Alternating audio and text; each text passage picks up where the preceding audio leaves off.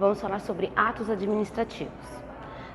Conceito, elementos, mérito do ato administrativo, teoria dos motivos, determinantes, atributos e classificação. Tudo aquilo que fazemos no nosso dia a dia chamamos de atos. Alguns atos, em especial, produzem efeitos jurídicos, ou seja, interessam ao estudo do direito. São os atos jurídicos, sempre manifestações da vontade humana. Uma espécie desses é o ato administrativo.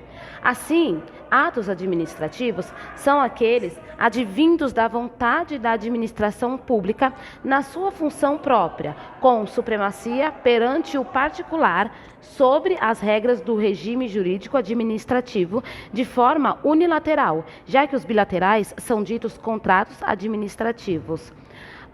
Os atos administrativos são toda manifestação unilateral de vontade da administração pública que, agindo nessa qualidade, tenha por fim imediato adquirir, resguardar, transferir, modificar, extinguir e declarar direitos ou impor obrigações aos administrados ou a si própria. Ressalta-se que a produção de atos administrativos não é exclusividade do Poder Executivo, ainda que seja sua principal função. Os demais poderes, como se sabe, também praticam esses atos nas suas funções secundárias, para que fique patente a diferença entre suas atividades primordiais. O Poder Judiciário produz atos judiciais, dizer o direito ao caso concreto, e o Legislativo, atos legislativos, produção de leis em sentido genérico. Atos administrativos são aqueles produzidos por qualquer poder no exercício da função administrativa. Não são dessa espécie os atos praticados pela administração pública em igualdade de condições com o particular, ou seja, seguindo as regras do direito civil ou comercial, como a emissão de um cheque ou locação de um imóvel. São ditos simplesmente atos privados praticados pela administração pública. Fatos e atos da administração. Os atos da administração pública são divididos em materiais, também chamados fatos administrativos, são meras ações de implementação da função administrativa, como manter a cidade limpa ou um corte de árvore. Não pretende produzir efeitos jurídicos, ainda que isso possa ocorrer como o dever de indenizar em casos de prejuízo causado ao particular. Então, enquanto o ato produz efeitos jurídicos, o fato, não tem essa finalidade. É apenas atividade material, a execução concreta das funções da administração pública. A construção de uma lombada, fato, pode se originar de deferimento de um pedido do particular, ato, ou em face do cumprimento de uma ordem de serviço da administração, ato. Aos atos administrativos, por óbvio, não se aplica a teoria geral dos atos administrativos, aqui estudada como elementos, atributos, etc. Jurídicos são os que, já visto, produzem efeitos jurídicos. Esses efeitos podem seguir as regras do direito público e assim se denominam atos administrativos ou do direito privado. Formação. Como já sabemos, o ato é uma manifestação de vontade, no caso, manifestação da administração pública. Para sua formação, necessitam de 5 elementos fundamentais, visto a seguir. A falta de qualquer deles leva à nulidade do ato com regra.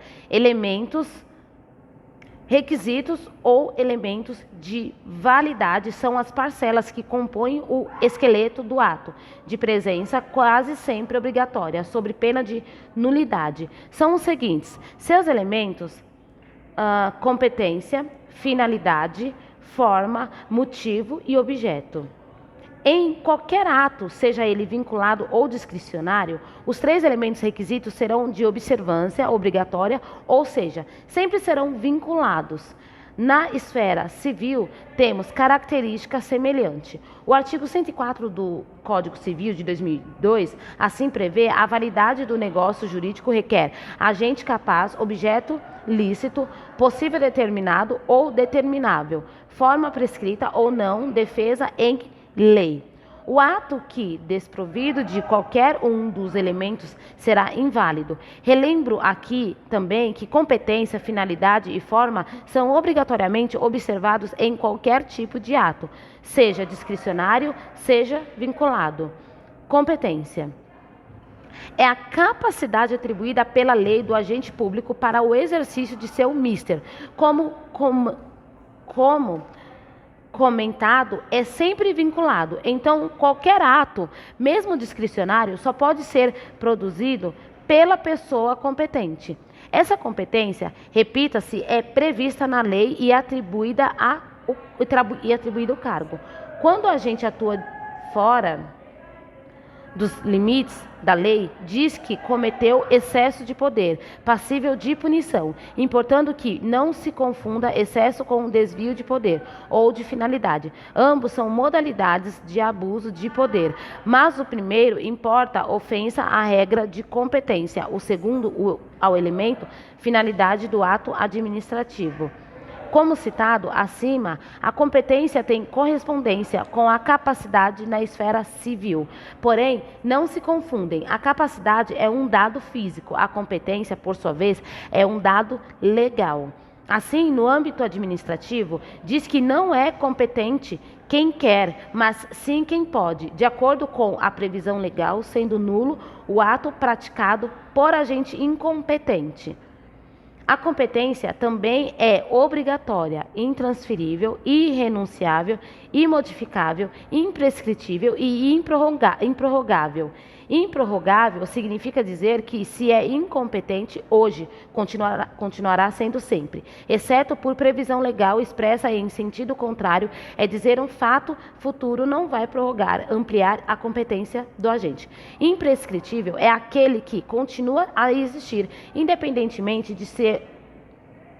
de seu não uso. Dizer que é irrenunciável corresponde à impossibilidade de o agente competente abrir mão de praticá-la. Intransferível ou inderrogável é a impossibilidade de se transferir a competência um para o outro por interesse das partes. No entanto, essas características não vedam a possibilidade de delegação ou avocação, quando prevista em lei. E a lei sobre o processo administrativo na esfera da administração pública federal que cuidou do tema, expressamente, já antes tratado no decreto, aqui. Relembrando, delegar corresponde ao repasse de atribuições administrativas de responsabilidade do superior para o subalterno, e avocar representa o caminho contrário da delegação, é dizer, acontece a avocação quando o superior atrai para si a tarefa de responsabilidade do subordinado, podendo tal atividade ter sido delegada para este ou ser de sua competência originária. E a citada lei assim prevê, em seu artigo 12, um órgão administrativo e seu titular poderão, se não houver impedimento legal, delegar parte de sua competência a outros órgãos ou titulares, ainda que estes não lhes sejam hierarquicamente subordinados, quando for conveniente, em razão de circunstâncias de índole técnica, social, econômica, jurídica ou territorial. Parágrafo único. O disposto no caput deste artigo aplica-se à delegação de competência dos órgãos colegiados aos respectivos presidentes. Por outro lado, também proíbe a delegação nos seguintes casos. Artigo 13. A edição de atos de caráter normativo, a decisão de recurso administrativo e as matérias de competência exclusiva do órgão ou autoridade. Em atenção ao princípio da publicidade, o ato de delegação e sua revogação deverão ser publicados no meio oficial, artigo 14 desse capítulo. Ademais, o ato de delegação é revogável a qualquer tempo pela autoridade delegante, artigo 14, parágrafo 2º. Por fim, Sobre a avocação, o artigo 15 dessa mesma lei determina que será permitida em caráter excepcional e por motivos relevantes, devidamente justificados, a avocação temporária de competência atribuída a órgão hierarquicamente inferior. Finalidade. A única e exclusiva finalidade de todo ato administrativo é sempre o interesse público, jamais podendo ser praticado com a finalidade de atender a interesse privado, caso em que será nulo e eivado de vício de desvio de finalidade. Por isso, é outro elemento sempre vinculado.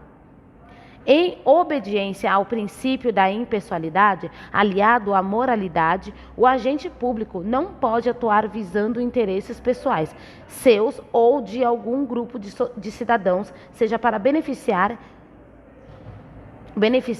indevidamente ou prejudicá-los à margem da lei. Assim, construir uma estrada com a finalidade de facilitar o acesso à fazenda de uma autoridade influente ou desapropriar um bem de um inimigo ou ainda remover servidor para outra localidade com o fim de puni-lo. São exemplos de desvio de finalidade que tornam o ato nulo por ofensa a esse elemento vinculado de todo ato administrativo vinculado, inclusive preceito constitucional. Forma. A forma é o modo através do qual se exterioriza o ato administrativo. É seu revestimento, é outro elemento sempre essencial à validade do ato. Se não existe forma, não existe ato. E se a forma não é respeitada, o ato é nulo. A forma só não é vinculada quando a lei deixar ao agente a escolha da mesma. Quando a lei estabelece, deve ser obedecida sempre sob pena de repita-se nulidade. Como regra geral, os atos são escritos, mas podem ser orais ou então através de placas e semáforos de trânsito, sinais mímicos como usados pelos policiais, etc. O artigo 22 da lei aqui já citada, regulamentando o processo administrativo federal, determina que os atos do processo administrativo não dependem de forma determinada, senão quando a lei expressamente exigir. Motivo. O motivo é a circunstância de fato ou de direito que determina ou autoriza a prática do ato. Então, é a situação fática que justifica a realização do ato. Situação de fato é o conjunto de circunstâncias que motivam a realização do ato. Questões de direito é a previsão legal que leva à prática do ato. Esse componente do ato nem sempre está previsto na lei. Quando está nela escrito, é vinculante, ou seja, o ato depende da ocorrência da situação prevista. Em outras ocasiões, a lei defere ao agente a avaliação da oportunidade e conveniência da prática do ato que, nesse caso, será discricionário.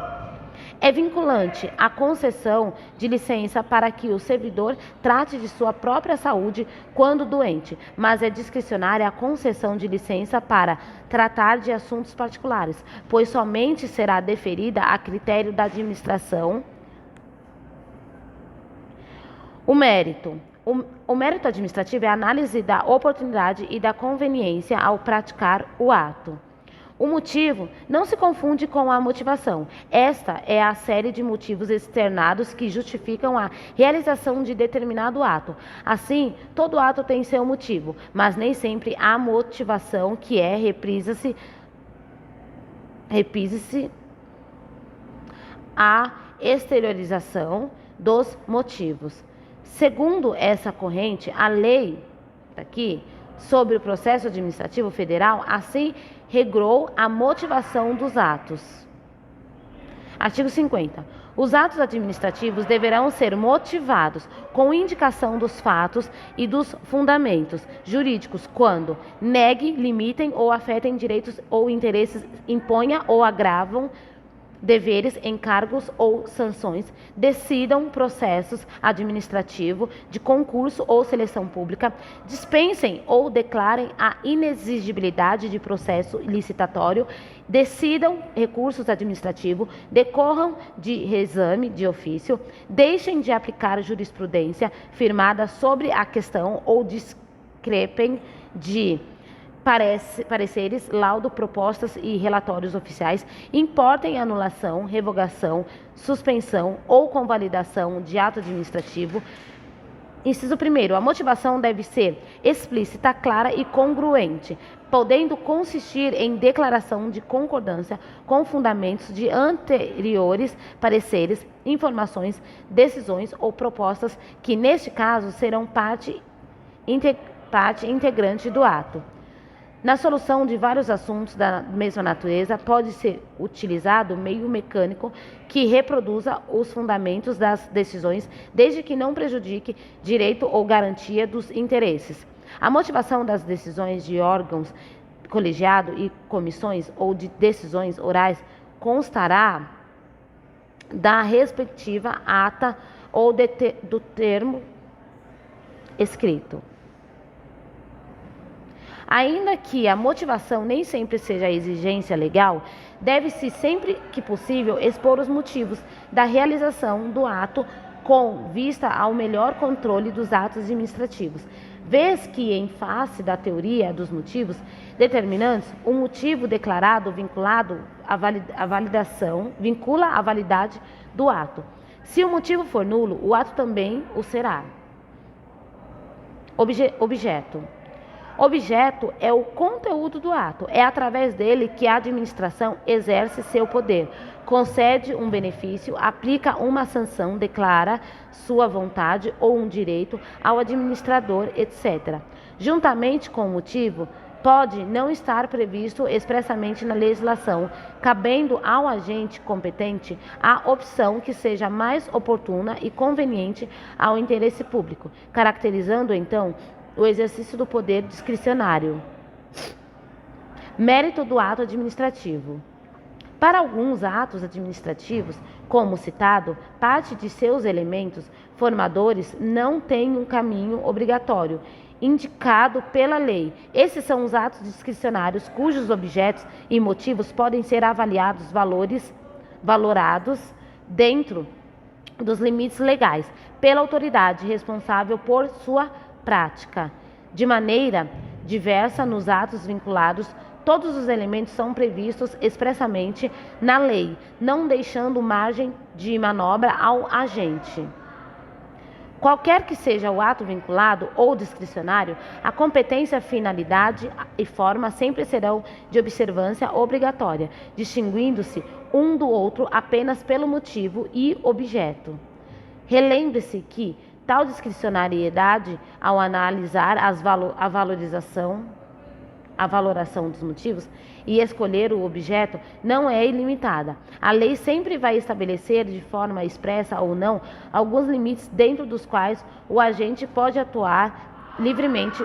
Fora desses limites, mesmo nos atos discricionários, seu ato estará eivado do vício de excesso de poder. Assim, diz que não existe ato puramente discricionário.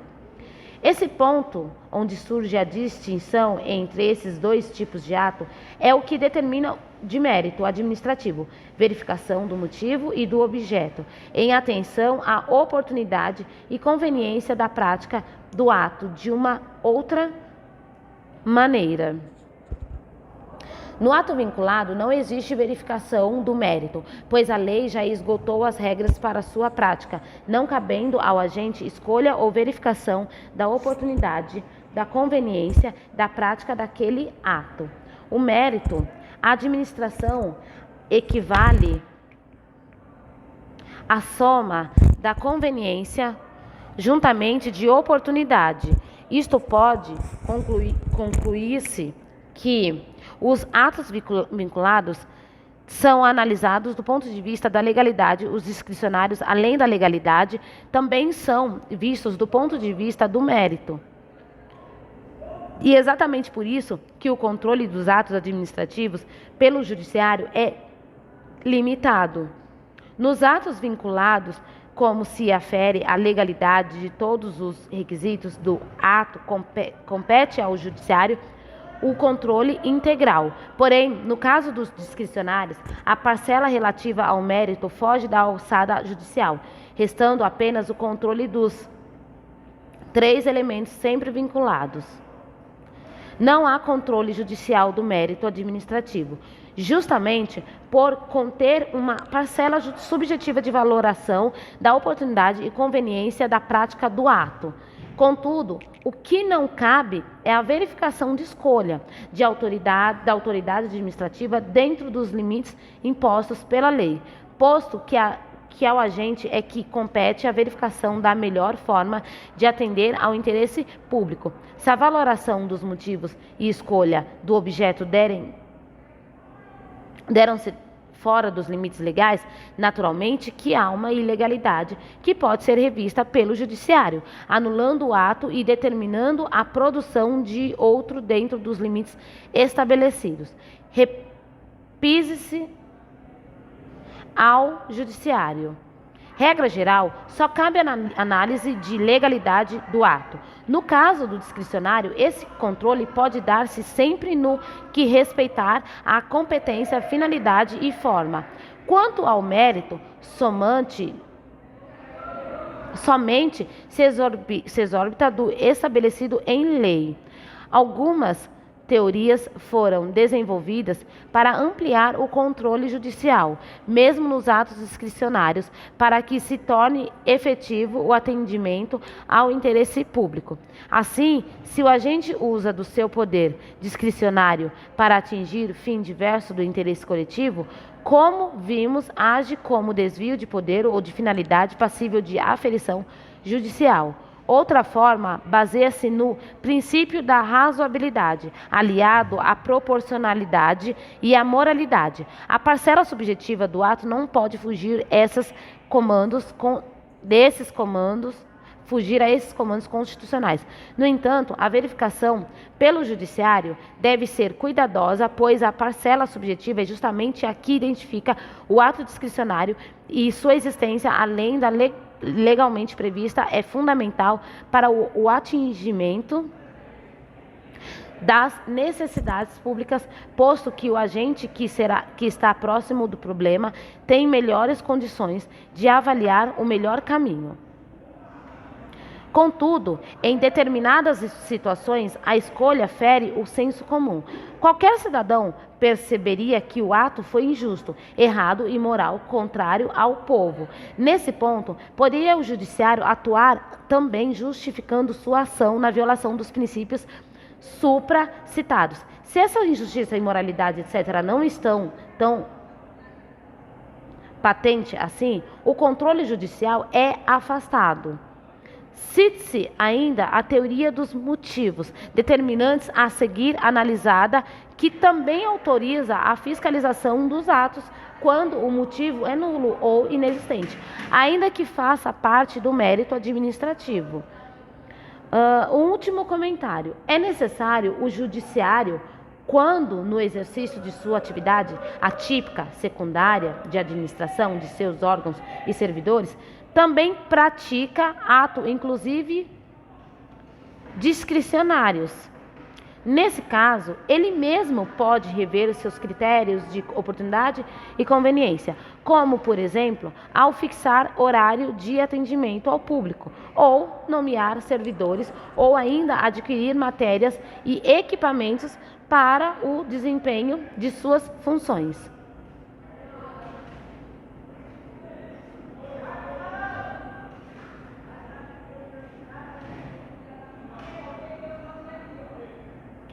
Tudo aquilo que fazemos no nosso dia a dia